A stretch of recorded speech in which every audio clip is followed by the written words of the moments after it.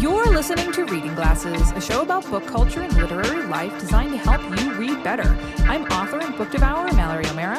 And I'm Bria Grant, filmmaker and e-reader. This episode, we're talking about how to figure out which books are coming out and when, and how to get your grubby hands on them. Get those little chocolate-covered hands on them. And we're kicking off spooky season with author and librarian Becky Spratford.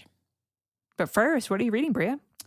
I am about a quarter of the way through Charlie Jane Anders' new book, Never Say You Can't Survive, How to Get Through Hard Times by Making Up Stories, which is great. It's a nonfiction sort of advice book for writers. So all y'all who are like, I'm going to do NaNoWriMo this year, you know, any of you people, I know we have a ton of authors listen to the show. It's great. So I didn't know, but so I guess Charlie Jane Anders' father died of COVID, and Charlie Jane had a tough time during 2020, as a lot of people did. And she talks a lot about using writing as catharsis and, you know, and writing as a means of as almost like a rebellious act against the world when the world is going to shit. And there's this part, it's just in the very opening that I put on my Instagram, and I will say that, like, so many people responded to it, where she was talking about how during, like, there's a lot of people who write, like, sci-fi fantasy and stuff who are like, oh, am I being political enough? Am I doing, like, the right thing? But, like, if a soldier is at war, the greatest I'm not quoting her directly, by the way, but the greatest thing a soldier could do would be to fantasize about something outside of it. Fantasize like a world beyond this. And that's what, and so it basically, what's nice, especially coming from, you know, I make horror movies, I write like genre stuff, and like reading about how it's important, that kind of stuff is important. Escapist literature is important. As you know, I love escapist literature. I love escapist movies.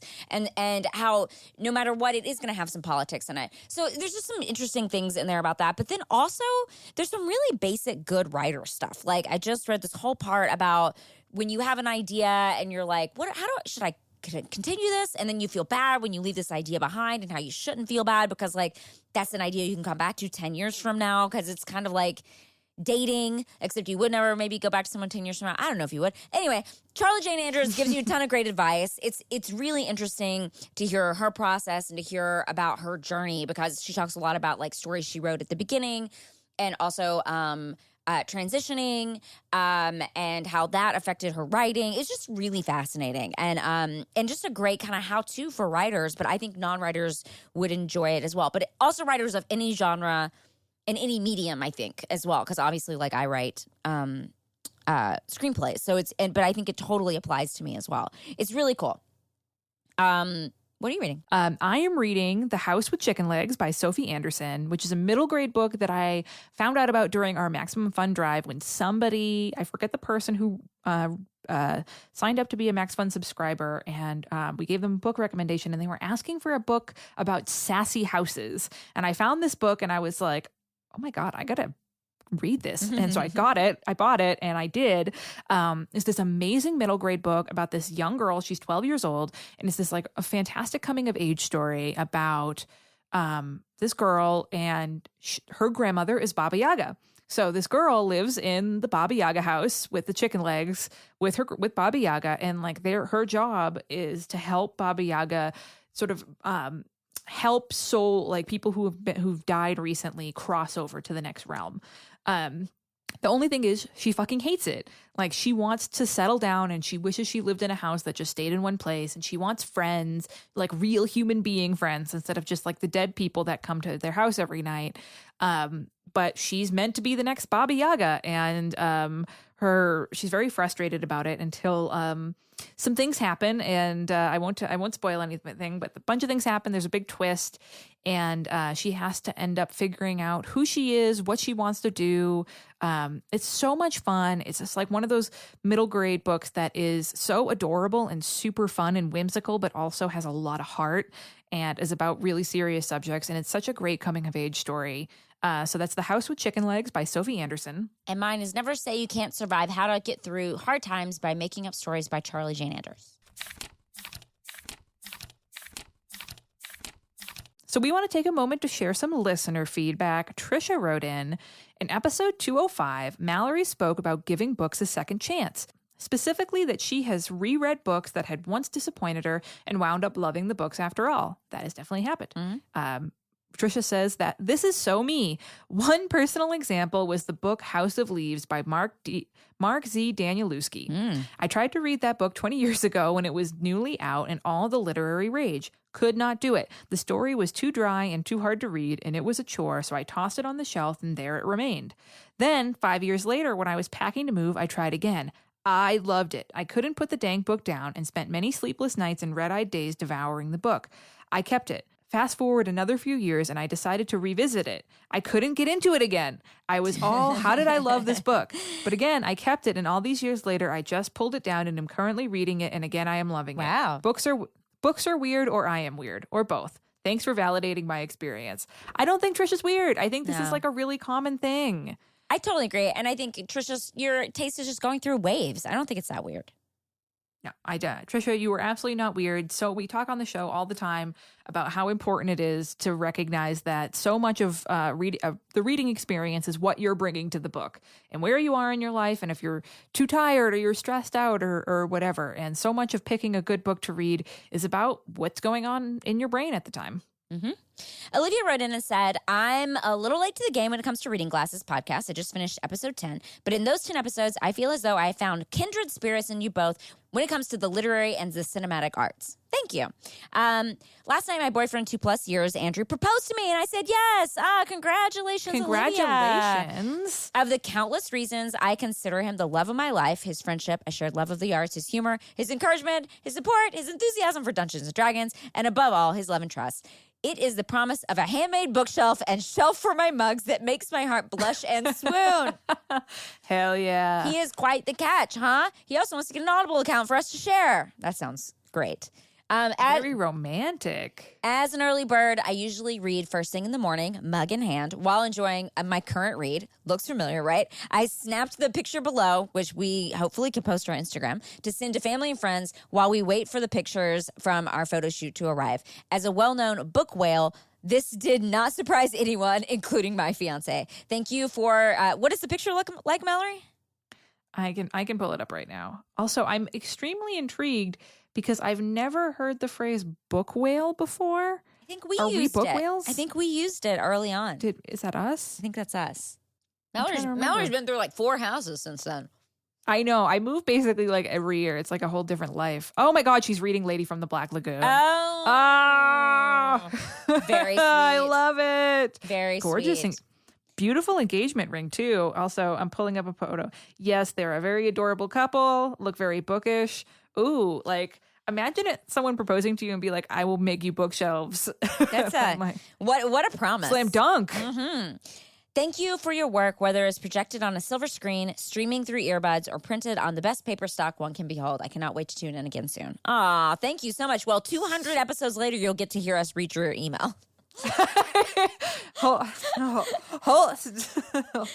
on tight, Olivia. We'll Wait, you're in for a ride. What a ride. That's cool as fuck. Congratulations.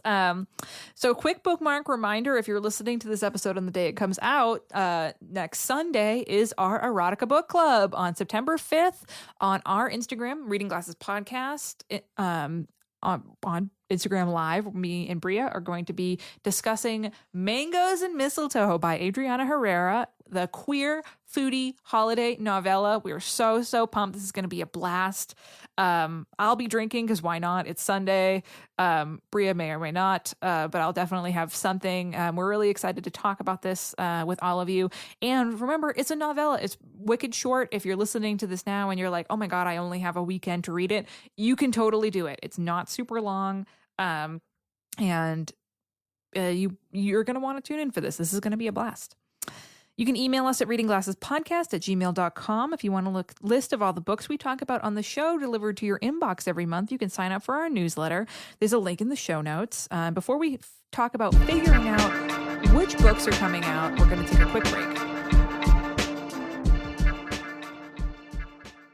Reading Glasses is supported in part this week by Feels CBD. CBD isn't about what you feel. It's about what you don't feel. Things like stress, anxiety, pain, all those things you really dislike. And Feels is a better way to feel better.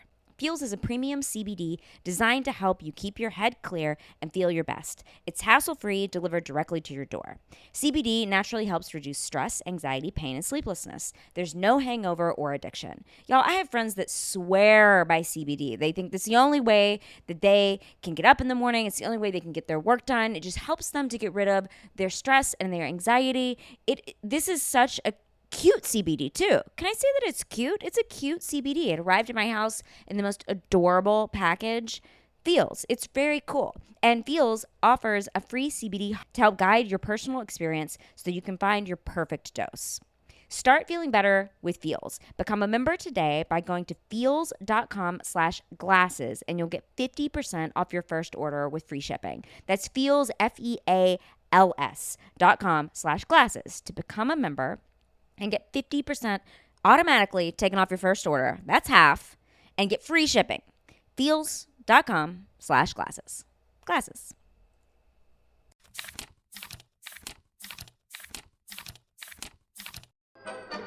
If you're sick of constantly arguing with the people closest to you about topics that really aren't going to change the world, we're here to take that stress off of your shoulders. We take care of it for you on We Got This with Mark and Hal. That's right, Hal. If you have a subjective question that you want answered objectively once and for all time for all of the people of the world, questions like, who's the best Disney villain, Mac or PC? Or should you put ketchup on a hot dog? That's why we're here. Yes, I get that these are the biggest questions of our time, and we're often joined by special guests like Nathan Fillion, Orlando Jones, and Paget Brewster. So let Mark and Hal take care of it for you on We Got This with Mark and Hal, weekly on Maximum Fun.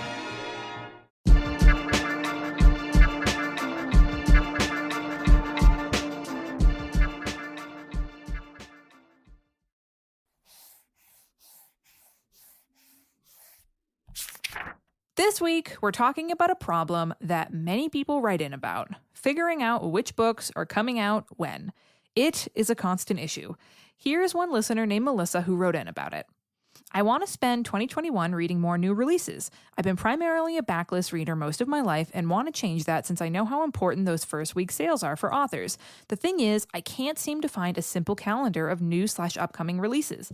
The closest I have found was something from Publishers Weekly, but it tells you nothing about the books themselves and doesn't include new editions of older works. I'm a collector, so I'd also love to know when, say, a new cover of The Hobbit comes out, or new and sometimes expanded paperbacks of last year's hardcovers. The most anticipated upcoming releases articles from blogs and review websites do nothing for me. My wheelhouse is all over the place, and I've loved books in the past that have been totally shafted by their publishers' marketing departments and never ended up on those types of lists. And on the other side of that, hated others that were widely hyped. I know this makes me sound a little nutty, but I just love a comprehensive list. But my Google foo has failed me, and I'm genuinely shocked this doesn't seem to exist. The websites of the big 5 publishers don't even seem to have calendars from what I can see. Would you guys know where I can find something like this? Thanks in advance, and give my love to your pets. Thank you for the pet love. What's a Google foo? Google foo, like Kung Fu, but with Google. It's like your skills with Google. So the thing about it is that Melissa isn't wrong. I know. Yeah. It seems absolutely fucking ridiculous, but there's no central database for each book that comes out every week. It doesn't exist. Yeah. The first person to do this will be a bookish hero, and they will deserve the praise because hundreds of thousands of books come out each year, and it's a tough job. Even websites that try to do a weekly roundup of books that come out every Tuesday, those are curated lists. They're not comprehensive. And so many people write into us and they're like, does this thing exist? And we have to tell you, it doesn't. Yeah. Yeah. We've talked about it on the podcast before, but we're going to share some tips, right, Mallory, for people who want this comprehensive list, but it doesn't exist. Again, like Melissa said, there are most anticipated books and buzziest books. You can always rely on those. But yeah, Mallory, where do you go for a longer list? Yeah, like the Melissa was saying, those websites and blogs and stuff, they're really good for people who are a little more casual and just like want to know the buzzy books that are coming out every week. But for people who love a comprehensive list, and I love a comprehensive list, we have some really good tips. All the information so I can make my own choices. Yes. Mm-hmm. We're going to share some insider baseball here on Reading Glasses, a little industry tips. So first off, even if you're not a book reviewer, you can make a free account on NetGalley. NetGalley is a website that connects advanced e-copies of books to book reviewers.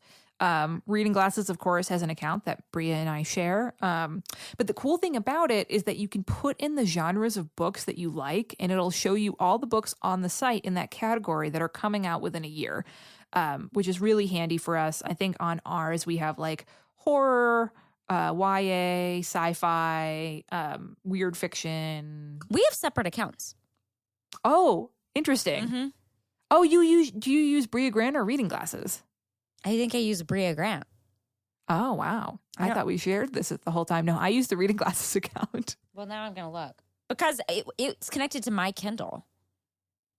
Oh, interesting. Yeah, mine's Bria connected Grant. to Jeremy's Kindle. Yeah. Otherwise, I would get all the books you request. Oh, interesting. Okay, I didn't know that. Yeah. So I have my own. It's Bria Grant. Oh, well, I use. I didn't know you had an official Reading Glasses one because I get turned down for some, and I'm like, "Fuck you!"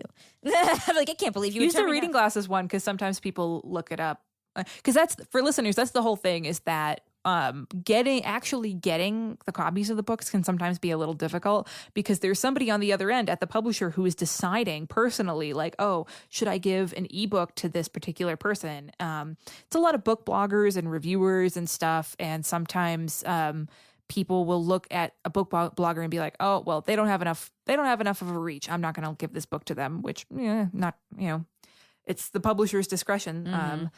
But you're saying that anyone can go and look and see what's coming up on NetGalley. That's this thing. Yeah. Yeah, that's the whole thing. So I've been super fucking busy lately, as we both have been. So I haven't been requesting a lot of ARCs on NetGalley, but I still do like looking at it to see what books are coming out, which is pretty. It's nice because again, it's not something that is available everywhere. What about the other place to do this, Bria? Yeah, so I didn't know about this until you wrote this down and we started talking about this. But different website, same deal, is Edelweiss.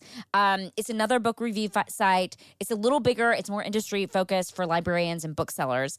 And even if you don't make an account, you can browse on there and see that pretty much all publishers release their entire catalog for each season. And even publishers who don't list their upcoming books on the website usually have them on like their personal website. They'll have them on Edelweiss. Again, super comprehensive, but this is what the pros use, and it's probably the best place to go if you're looking for most titles. But it's not 100% of everything, but it is a lot, right? Yeah, I think it's the best resource if the publisher themselves doesn't have like a list on their website. And I mean, I get this frustration. I wish there was a magic website that let me type in all horror books coming out in 2021, but there isn't. You know, what I usually do is check NetGalley. I look in their horror section. I check Edelweiss. I do a lot of Googling. The new Tor horror imprint, Nightfire, released a pretty comprehensive list for this year. We've talked about it on the show, but some library websites have pretty good lists, but there's no real easy solution for this. I think if you really are looking, like I think Melissa is looking for, like the most comprehensive you can get, Edelweiss is the way to go. Yeah, I mean, yeah, I agree that like I subscribe to a couple publishers' mailing lists, and those are helpful, but they're so specific. It's like this just for this one publisher, so it doesn't really help, Melissa. And then I look for recs. I mean, I have to recommend. I mean, this is only a monthly show, but the Professional Book Nerds do a good job of going through and doing recs kind of in a lot of different categories at the beginning of the month. This is not comprehensive, but if someone is listening to this right now and they're like, I just want monthly recs, that's what I would recommend listening to. But yeah, this is tough. And Melissa, maybe you're the person who's going to break the mold. Got to figure it out. Maybe Melissa's going to be the first person who does this. Truly, the big problem with it too is that, especially now during the pandemic, so many books publishing dates get shifted around. Sometimes they get pushed up, sometimes they get pushed back. So it really would be a massive undertaking to create something like this, but it would be fucking awesome. I know, you and I get tons of these catalogs emailed to us. We get the ones from Tor and Tor.com, which we love. But the thing is, even going through those takes a while. Like this, and there's a lot of books that you're like, wow, I didn't know this was coming out. There's so many books, y'all. So many books. I mean, thinking about that's just one publisher, and there are hundreds and hundreds of publishers, let alone the self-published books that are coming out, which are even harder to track. There's no comprehensive central database for this for a reason, because it would be truly a heroic undertaking to do so. But yeah, for folks listening, check out NetGalley, check out Edelweiss. We'll put links to both in the show notes. If you are a librarian or other book industry professional and you have more tips, let us know. I mean, I know the Professional Book Nerds, they create their show because they have access to they are Overdrive. Yeah. So they have Overdrive. They get a ton of ARCs. They have a good publishing calendar that they work with. I definitely listen to Adam and Jill I love their show. Obviously, it's no secret on Reading Glasses, but that's one of my favorite types of episodes they do every month is the, what's coming this month episode. Yeah. It's so great. But yeah, check out, maybe try talking to your librarian, Melissa. They might be of some help, but if not, try these tips. You can send your thoughts to readingglassespodcast@gmail.com. Before we kick off spooky reading season with author and librarian Becky Spratford, we're going to take a quick break. Reading Glasses is sponsored in part this week by Rotman Business School. Y'all know the job market is just a freaking mess right now. It is insane. And whether you're looking for a new opportunity or you want to make yourself a stronger candidate for promotion, how you present yourself is key to taking the next step. So the Executive Presence, y'all have heard us talk about this, the Executive Presence Program, this is the secret sauce to success. Rotman's unique virtual executive presence program will equip you with tools and tips to engage and influence others, which is great. That's what you need to do. And Rotman has designed this comprehensive virtual program to work around your current schedule. With Rotman's executive presence, you can balance working from home and watching the kids with building your emotional intelligence and making connections with peers across different industries. And you can do it from home. Remember, it's work from home. That is great. And the University of Toronto Rotman School of Management is one of the best schools in Canada, which is awesome. And also, it's one of the best schools in the world. It's ranked number 17 for open enrollment executive education by the Financial Times. So go to uoft.me/executive presence, that's uoft.me/executive presence to learn more and apply. Classes start September 15th. That's right around the corner. So start your application today to save your seat. It's virtual. Remember, you don't have to leave your home. So uoft.me/presence. Rotman. Here's where it changes. Classes. Hi, I'm Annabelle Gurrich. And I'm Laura House. And we're the hosts of Tiny Victories. My tiny victory is that I sewed that button back on the day after it broke. We talk about that little thing that you did that's a big deal to you, but nobody else cares. Did you get that Guggenheim Genius Award? We don't want to hear from you. We want little bitty tiny victories. My tiny victory is a tattoo that I added on to this past weekend. Let's talk about it. My victory is that I'm 1 year cancer free. But my tiny victory is that I took all of the cushions off the couch, pounded them out, put them back, and it looks so great. So if you're like us and you want to celebrate the tiny achievements of ordinary people, listen to Tiny Victories. It's on every Monday on Maximum Fun.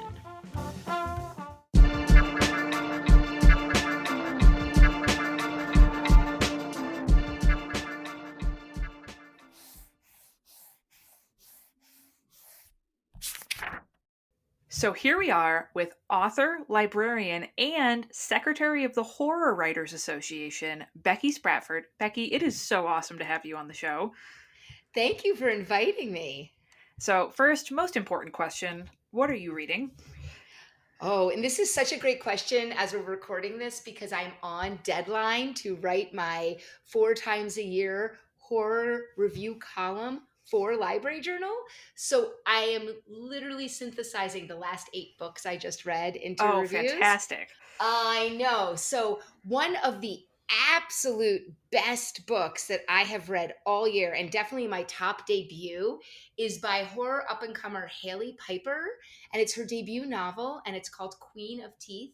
First of all, I need to preface this by saying that Haley Piper's tagline is that she is trying to make horror gay AF, but as fuck, but she puts AF on Twitter to be kind to all.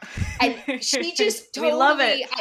I can't, as I just said to someone else, the only other book I can say this about that came out this year is My Heart is a Chainsaw by Stephen Graham Jones, which I also loved. But of course, it's coming out right before this podcast drops, but I read it months ago because of reviews.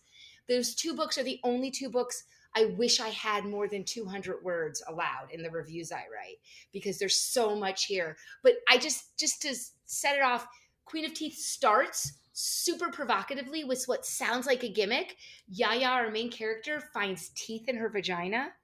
But then I'm already in. I know. It's not a gimmick because it's this great world building. It's a virus, and she's part of this generation of kids that have grown up as chimeras who are property of this pharmaceutical company. So it's like a fun page turner with all this awesome visceral and bloody and just great monster hijinks and mayhem, but it's also a love story and a romance because there's another character, Doc, who and it's just, I mean, if you want Godzilla vibes and great amazing cosmic horror with tentacles, it's just perfect. Oh my God, I'm already, as you're talking, I'm writing this down because I have to have this It's book. actually already out because it was getting such great buzz. So the publisher pushed it up. It wasn't supposed to come out until October. And I'm just so excited. I actually invited Haley Piper along with Stephen Graham Jones and Alma Katsu to be on a live panel with me for the Chicago Public Library in October. I can send you the link if you want to include it. It's totally free and anyone can go. And we're doing it to highlight horror right before Halloween and celebrate it. But as part of my work with the Horror Writers Association, I also run Summer Scares, which is a librarian vetted list of horror books for all ages. And Stephen is a former spokesperson for that and a former author. Alma is a current Summer Scares author from last summer. And we invited Haley because she's an up-and-comer. And together, we're also going to make the live announcement of the 2022 spokesperson. So she's just an author that I want people to know about. And like you said, the book sells itself, but it's not a gimmick. Like, she totally brilliantly and effortlessly pulls off this dystopian alternative history horror romance mashup. Oh my God. I am in. So in. It's when Bria hears that she's also going to be in. But speaking of horror and librarians, you have to tell us about your new book or the new edition of your book that's coming out. Yes, so the Reader's Advisory Guide to Horror, it's put out by the American Library Association's imprint ALA Editions. And this is the 3rd edition, but I was just thinking about it the other day, and every time I've done an edition, it's like 90% new material. The last time this book came out was in 2012 with material that really was from 2010 and on. So basically, the book comes out, it's an academic publisher, so there's no release day, but on August 25th, it will be in the warehouse, and it is shipping to pre-orders on the 26th of August. So it is out now for purchase. And you can buy it through the ALA Editions website or on Amazon, although I will give people who aren't library workers a warning, there is some sticker shock. It is an academic book, so it is not cheap, but I do have a coupon on my blog that you can get at any time. But it's basically a preview overview of the horror genre for library workers. My job as the genre expert in the library world is to explain to library workers, both fans and not fans, why people love horror, why people want to be scared, while many of us want to discuss all those dark, terrible things in our books, but are very normal people on the outside when you look at us. And we're not going to go out and kill you. I like to tell, one of my taglines for my book, it's always been, your horror readers aren't monsters. They just like to read about them. I need that on a shirt, Becky. I know, they like, this time they're like, maybe it's in the book too many times. I'm like, I don't think this line can be in the book enough times. But that's the whole point. Like, I don't spend a lot of time on the past. Other people have done that. There are footnotes to send you there. I really look at today, horror right now. That's why the new edition is completely different than previous editions, because that's what we're doing. That's what I'm doing. And there are 3 chapters sort of leading up to why people love horror, the current state of horror. And then at the end, there are 3 chapters on where to take people after, working with horror readers, marketing horror to everyone. And in the middle, the crux of the book are 10 chapters of annotated lists by a basic appeal or theme or subgenre of horror. And I wanted to have 25 titles, but they made me cut them down to 12. And they're annotated with why someone would want to read them. But then I did include on my blog up to 12 more titles for each area to make sure that there are plenty of books for library workers, whether they like horror or not, who can suggest them to readers to get more horror in people's hands. And I will say, writing this book during the bulk of it during the year that was 2020 was quite interesting and difficult. On top of me writing a book about horror during a horrific year, my husband is a family practice doctor who treats COVID patients. So we had that going. So we're an essential worker family. I got hit by a car.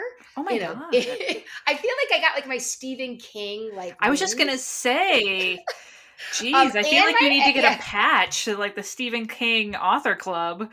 Seriously, I feel like I earned my horror stripes as a writer. And then also my husband ended up catching COVID and was hospitalized for 4 days. So it was a lot. And I'm just glad the book came out in time to help horror loving patrons so that library workers can use it for this horror season. Yeah, it was a lot, but it's done. Becky, you are a horror hero. Oh my gosh. Yes. Well, speaking of, so what, you are the horror librarian, that's yes. what I always refer to you as. What drew you to horror in the first place? Did you get into it as a kid? Have you always been a horror freak? I don't think I knew I was, but I always was. So, when in the library world, there's oftentimes I worked in public libraries for many, many years. And the children's department is always asking like one time a year for like Children's Book Week. Everybody on staff, tell us your favorite books when you were a kid and we'll put them up and we'll get the kids to put their favorite books. And I was like, the book that I read over and over and over again as a child, looking back, it's a little creepy. I was obsessed with Shel Silverstein's poetry. Oh. And so obsessed, like reading A Light in the Attic and Where the Sidewalk Ends over and over and over again. And looking back, they're dark, they're slightly askew from reality, but with a dark undercurrent. And I always remember this, I was younger than 13 because every Wednesday, I was the oldest of 3 girls, and every Wednesday night, and being the oldest, I was the only one that had Hebrew school on Wednesday nights because my sisters weren't old enough yet to go more than just Sundays. And my dad would pick me up, and we couldn't go home right away because the younger ones were being put to bed. So he took me to the local mall. I grew up in New Jersey, so of course it was a local mall. And we went to the bookstore because back then malls had bookstores. And he just let me go anywhere. Now, my dad liked Stephen King, and I knew that. But I found, and I know I had to be younger than 12 because I had my bat mitzvah then, so I wasn't going to Hebrew school after that. I found the occult section and VC. Oh, boy. And I think and that was the end for me. I think I just went on from there.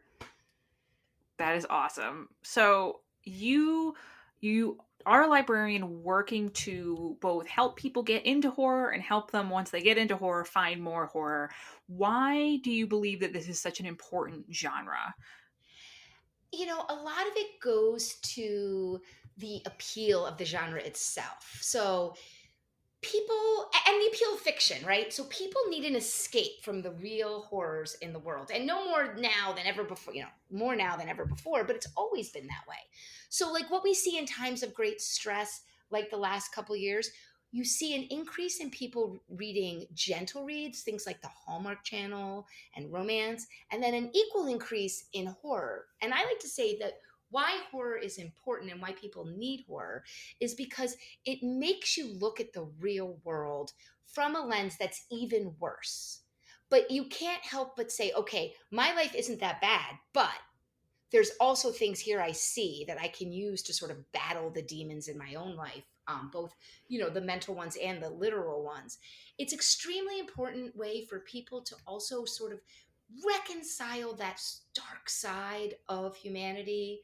And for many people, horror is a way to deal with their own mortality, because much of horror has to do with things that are coming back from the dead, not all, but things that have to do with death and coming back from the dead and battling very mortal dangers. And for many readers, it's an important way to reconcile those real things that are in their lives. And many people who don't like to be scared, and remember, being scared is fear is a primal instinct that we are born with as animals. This is not something unique to humans. And some people don't understand liking to be scared, and that's fine. We don't force horror on those people, but many do find a thrill, an illicit thrill in it. And it's an emotion that they can't capture anywhere else.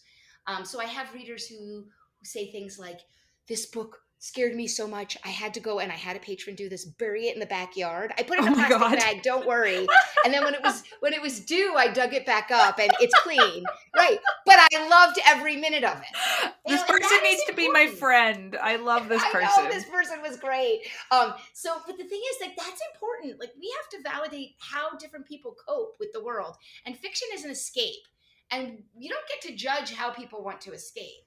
And it's important. These are emotions, like I said, that are built into our evolution as just animals, and we can't neglect them. And it's fun. Yeah. Yes. So are there any things about horror that you wish more readers or librarians knew? Yeah. Are there any like misconceptions about horror that you want to fix? The fact that we're not all serial killers. Yes, exactly. Right. That's the most basic one. And I think the more mainstreaming of horror has allowed the idea that we're all serial killers to go away. But there are a lot of misconceptions that it's all bloody and that it's all gore and that it's all extreme. And that is just not the case. Yes, there is that. But there are so many stories that are, what we call quiet horror, or absolutely terrifying, with no machetes or fanged monsters coming out. I think the best author, I've already mentioned her, is Alma Katsu, who writes award-winning historical horror. The Hunger is one of her most popular, and The Deep. She has another horror coming out next year where they are historically based. The Hunger's about the Donner Party, already horrific. And it's true to that, except she introduces this occult supernatural force that's also stalking them, as well as just nature and, the horribleness of people when they're under stress. And I think that those stories are finding a wider audience, and people say things like, oh, I didn't know that was horror. And I think we see it also in some of the most popular subgenres right now. And I tackled those as the last 3 chapters in my book, in those 10 chapters that are themed. Those are 3 brand new chapters I put in, which are psychological horror, this weird fiction, and also with Lovecraftian, and body horror. That's where I'm seeing a lot of new readers come in, especially psychological horror and body horror. Body horror is so intimate and understandable, even though it can be gross, but it's about how our bodies can betray us in ways that the body is used to be disfigured and in grotesque ways, but it's something people can relate to because everyone has a human body. Or psychological horror, which I like to describe as this story will break you, but you'll be glad you read it. My example is The Cabin at the End of the World by Paul Tremblay. Yeah. You know we're big Paul Tremblay fans on this yes, podcast. I know. And that book is just, I mean, and then there's the other thing that there's a misconception that it's not thought-provoking in any way. That it's just, and I think that is also changing. We see these very serious contemplations of the slasher genre. There's books this year by Stephen Graham Jones and Grady Hendrix that deal with it, but there's been academic papers written about slashers and what they mean and how they reflect on society. So there is this changing of the idea that horror can be thought-provoking, but don't ever call it literary horror. I told my editors, they ever put the word literary in front of the word horror in one of my reviews, I'm done. I will never write for them again, because that just disparages the rest of horror. Yes. But there is this, these authors like Alma Katsu and Stephen Graham Jones and Paul Tremblay and Victor Lavalle, like they're all bringing up, and Carmen Maria Machado, who's one of my favorites, bringing up these issues that are very serious. Even in that fun Haley Piper book, the contemplation of gender identity and marginalization is at the heart of this book. But it's a fun, monster fest too. I mean, amen to that. I know. So speaking of genres and things like body horror and weird fiction, do you have any types of horror books that you find yourself recommending a lot or that readers are requesting a lot? Yeah, so I think readers are either requesting, I think Alma Katsu is a great example of people that are new to horror who heard about her, and she's a little bit lighter touch on the scares. Well, no, the scares are there, but on the gore and the in your face. So she's drawing a lot of people to the genre, and then they're coming to more. But it's not so much the subgenre; it's the feel people are looking for. And so I don't have people coming and asking for like vampire stories that much anymore, even though people love them. They're not really asking for them. People want help finding the books that are sort of on the edges of the genre, books that they can't classify on their own or find on their own.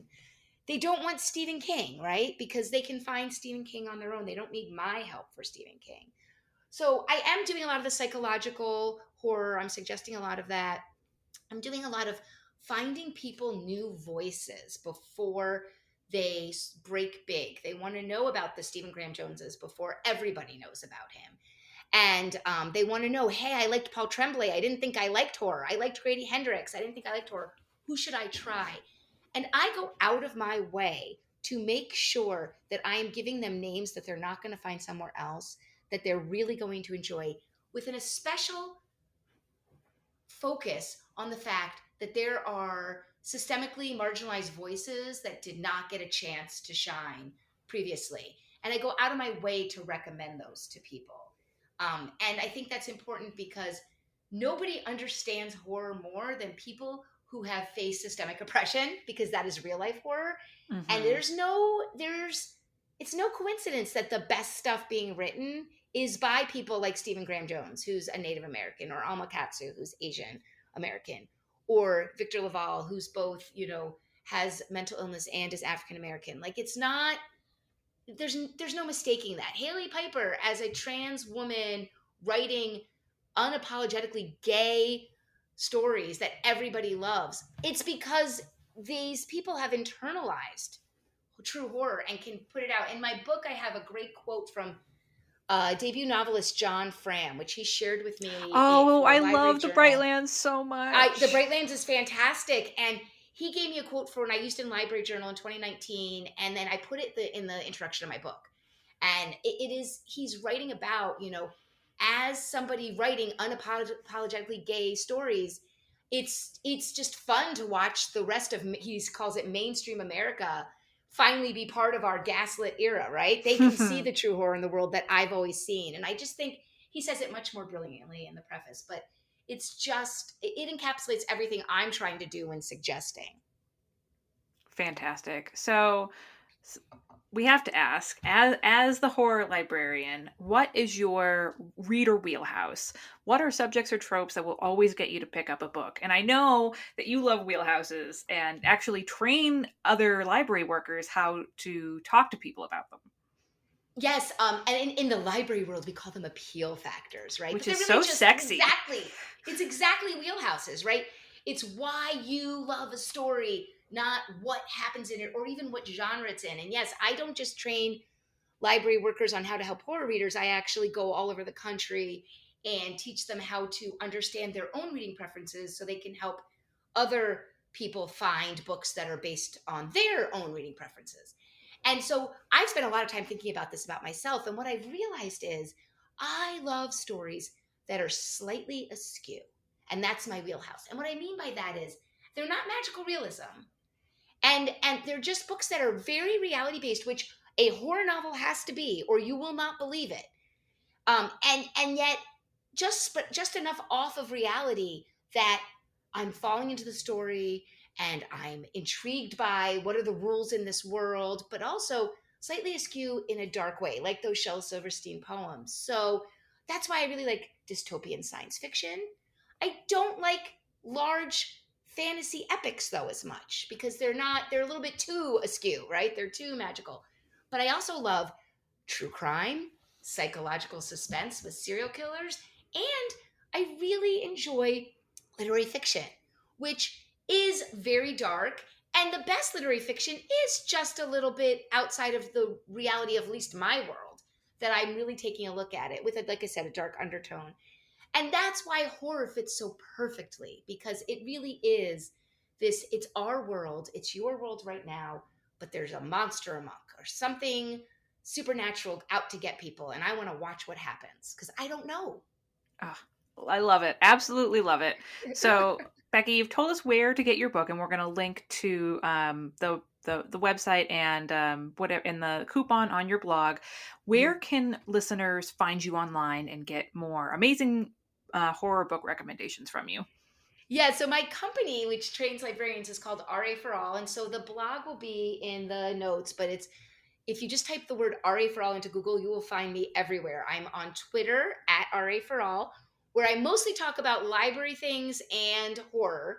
Once in a while, other stuff. But if you don't want books and you don't want horror, don't come there. I do take questions all the time from people looking for their next read.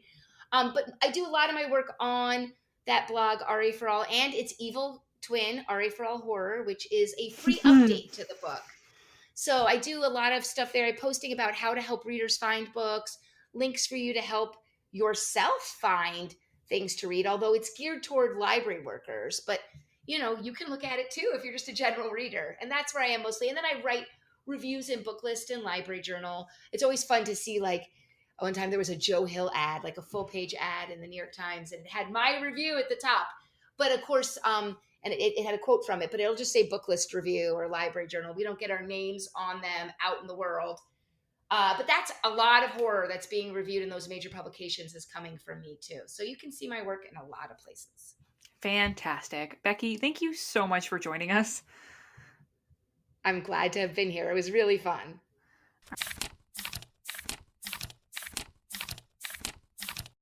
Now let's answer a bookish question from one of our listeners. Dana writes in, I work at a library and part of my job is shelving the books. I have slowly come to notice that most Harlequin paperback romance novels have a date and a 4-digit number on the spine. At first, I thought the date/number were when the book took place, figuring that the number was the year. For example, The Kentucky Cowboy's Baby by Heidi Hormel had August 16th, 1608 on the spine. But this book takes place in modern times, and most of the novels I saw weren't historical. After that, I realized that the 4-digit number isn't a year, it's a serial number. I think that's the number of books this imprint has published, but that still left me with another question. What's up with the date? I then thought that it might be the release date and did some cross-referencing, but the release date didn't match up with the date on the spine. It's actually very weird because the date on the spine is always, as far as I can tell, 2 weeks to a month after the release date. They're probably somehow related, but I can't figure out how. Also, Dana wrote in with the Wheelhouse. Here it is. Characters who are overdramatic and are really bad at expressing their true emotions. It's very funny. dramatic secret identity reveals, magic sci-fi training schools, women characters who are really good at fighting with a sword or just fighting in general, dragons, especially if the main character is friends with them, LGBTQ, found family, secret passageways to other worlds, subtle, slow burn romances, especially if they're queer, especially if they write letters to each other. And one more thing, a PPS. After listening to the episode where Mallory mentioned that she maybe found a pube in her library book, I was horrifically reminded of the grossest thing I have ever found in a library book at work, which was a pair of toenail clippers. Genuinely in the book. Needless to say, we threw the clippers out. How would you even keep it in there? How would they not fall out immediately? Must be a thick-ass book. Or thin-ass toenail clippers. Yeah, thin-ass small toenail clippers. That's very funny. Mallory the sleuth figured this out. Mallory sleuthed around. Well, I was going to ask you because I know you used to work at a library. I would have had no idea. It's very interesting, but now that we know the answer, it makes sense. It's the acquisition date for the book. Yeah. It's 1608 is August 16th. It's so librarians know when the book came in and how long it's been in the library. That way they can track how many times it's been checked out since it came in and other information like that. Sometimes libraries don't get books right after they first come out. So that might be why the dates are always a little bit after the book's release. Like they buy the book, when it gets released and then it takes like 2 weeks or a month to get there. I don't know. That is, I think we solved it. That's the closest I could find. Where'd you get that info? I guessed. Oh, you guessed. Oh, I couldn't do any Googling for it. Oh, I thought you asked a librarian. Okay, well, I feel like we can ask Brazos. It sounds right to me. Acquisition dates are really important. Again, so librarians can check out, okay, when did we get this? How many people have checked it out recently? Are people checking it out? Should we bother keeping it here? Yeah, I'm Googling now. I can't find it, but we should. That's the best that I think that's what the mystery is. And Dana, I'm sorry you had to find a pair of toenail clippers. That's pretty gross. Yikes. So if you want us to solve your reader problem or answer your bookish question, you can send it to readingglassespodcast@gmail.com. As always, we want to thank the wonderful mods who run our Facebook group and Chrissy and Rachel who moderate our Goodreads page. Remember, you can buy so much cool stuff in the brand new Void merch Reading Glasses store.